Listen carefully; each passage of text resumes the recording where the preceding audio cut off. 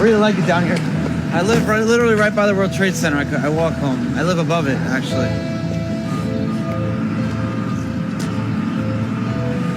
My ankle bracelet tells the government where I am every second of the day, any time of the day.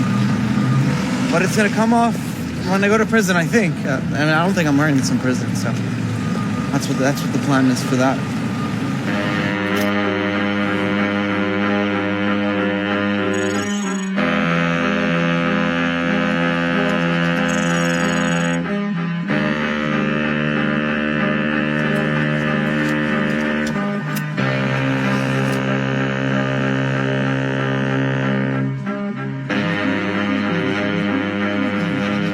Numbers on the markets today. At one point, the market fell as if down a well. It was an historic day with Wall Street shaken to its very foundation. And even the health of the most trusted firms are now being called into question. We have former secretaries of Treasury who go from government to Wall Street pocketing hundreds of millions of dollars. In 2008, I became somewhat obsessed with the role that money itself played in the crisis and the role that governments and banks played in money. And why was it that our money was controlled by central banks?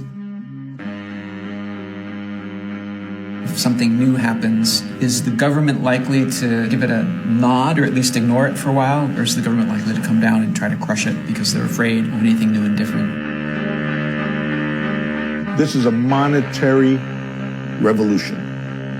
Bitcoin is the honest currency.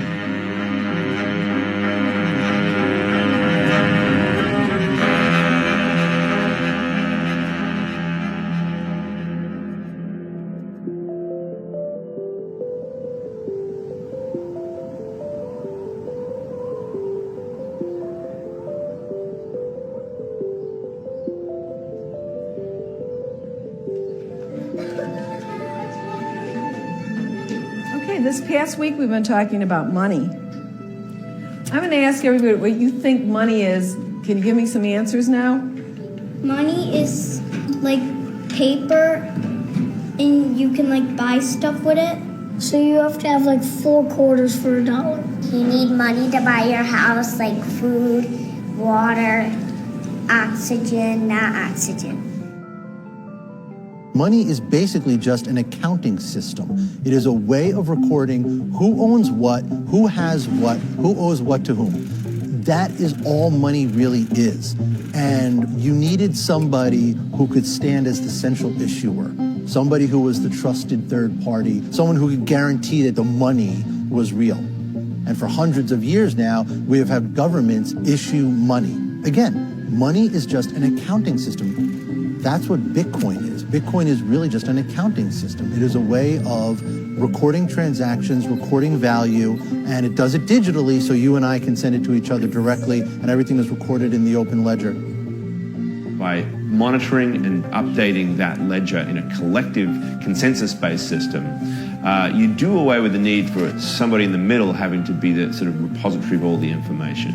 And that's what gets away from the fees, the inefficiencies, and ultimately the potential for corruption and risk that come with centralizing information in that way. What it does is it takes that trusted third-party function and it automates it. It puts it into an open ledger that is put online, that is there for anybody to see, so that every Bitcoin is accounted for, so that you know that you're not getting a counterfeit Bitcoin.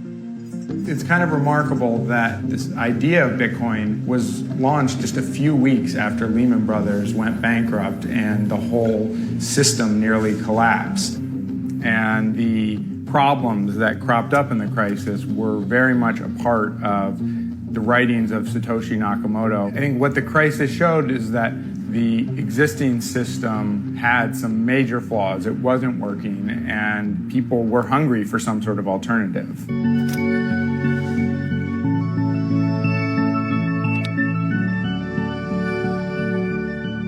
I discovered Bitcoin's power when I understood for the first time that it was not controlled by a central company or a central person, because I knew that meant it couldn't be shut down. And if it can't get shut down, all it needs is to do something useful, and it will become more and more adopted And as the value grows, people will find more and more uses for it. The beauty of Bitcoin is it's easily transferable, it's anonymous, and by 2140, there's going to be 21 million, and that's the cap. There's only X amount of gold, there's only X amount of Bitcoin. Before, if you wanted to send something of value across the internet, you had to get somebody else involved.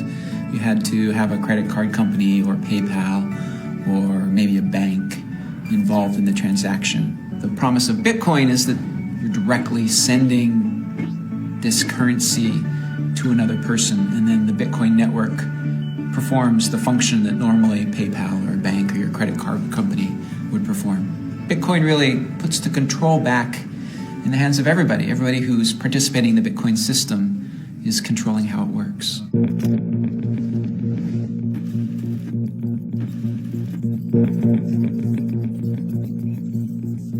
If you want to look for the genesis of cryptocurrency, it was the cypherpunk movement, growing out of a kind of a love of the internet and its possibilities, the discovery of cryptography and imagining that you could actually give birth to a new world, really, out of the internet. A world that lives outside of the nation state and outside the structures of power and the hierarchies that are associated with that. These people had talked about the need and the possibility for a digital currency that was anonymous or could be anonymized using cryptography. The cypherpunks that emerged in the early 90s were hyper concerned about privacy, about personal liberty, and a lot of people had come up with their own systems. Some of them came very close to happening. The one that probably came the closest was DigiCash from David Chaum. Privacy of payments is actually essential for democracy. The reason is not because you need to be able to make private payments in order to express yourself, but rather that in order to inform yourself, you may need to purchase information, and that's the thing that allows you to have opinions worth expressing. Although I wouldn't say David Chaum was a cypherpunk, he definitely inspired the cypherpunk movement.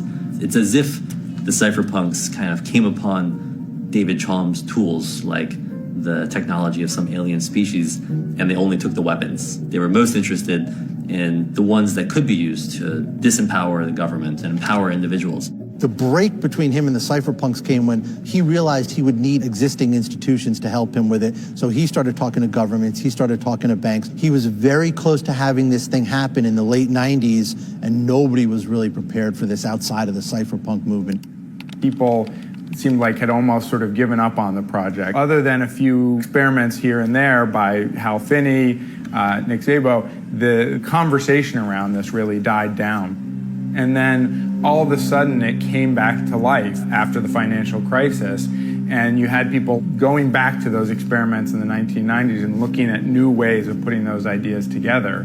Nick Szabo in 2006 had just finished up a midlife stint at law school. And if you look at Nick's writing around the financial crisis, that it really revived his interest in these ideas that he'd been working on in the 1990s with privacy and contracts and the problems of governments and other trusted third parties.